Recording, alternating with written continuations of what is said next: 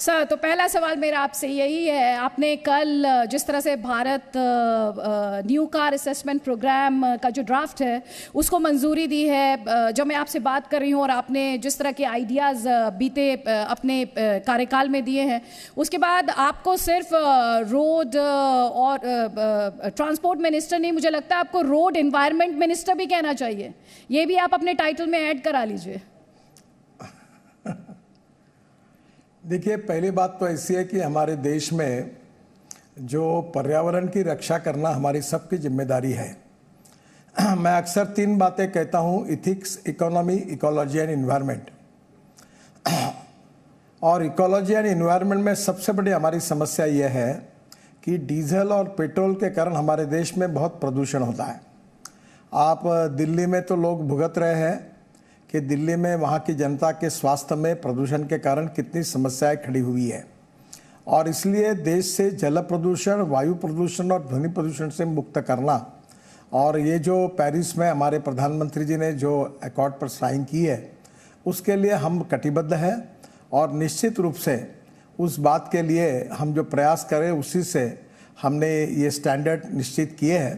ये जो star rating है, जो भारत के नाम पर हमने अभी इसको लॉन्च किया है, इसके बाद हम एनवायरनमेंट के यूरो 6 के नाम के हिसाब से और सुरक्षा के हिसाब से हमारे पूरे व्हीकल इंटरनेशनल स्टैंडर्ड के बराबर होंगे।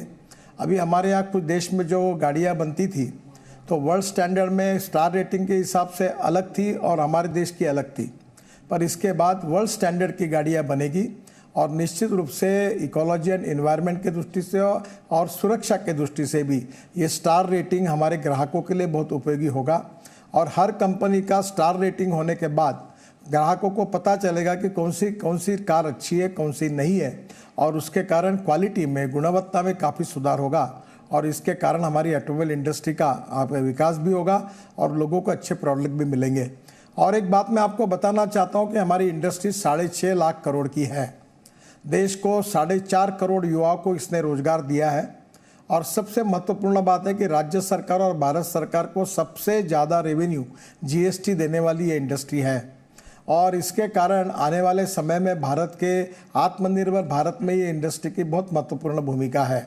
और हमने ये तय किया है ट्रांसपोर्ट मंत्री होने के नाते कि इसको हम लोग करीब 15 लाख करोड़ की इंडस्ट्री बनाएंगे।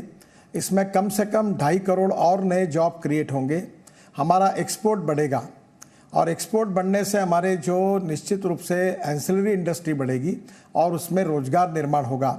मुझे बताते हुए खुशी हो रही है कि आज हमारे देश में CNG, ethanol, methanol, biodiesel, bio CNG, green hydrogen, ये सब आ रहा है, इलेक्ट्रिक, और इसकी लगातार डिमांड बढ़ रही है। इससे इंपोर्ट भी कम होगा, प्रदूषण भी कम होगा, और नए रोजगार निर्माण होंगे, और आत्मनिर्भर भारत निर्माण होगा। और अब हिंदुस्तान ये वर्ल्ड में नंबर 1 की ऑटोमोबाइल मैन्युफैक्चरिंग इंडस्ट्री बनेगी, और हमारे देश से एक्सपोर्ट बढ़ेगा।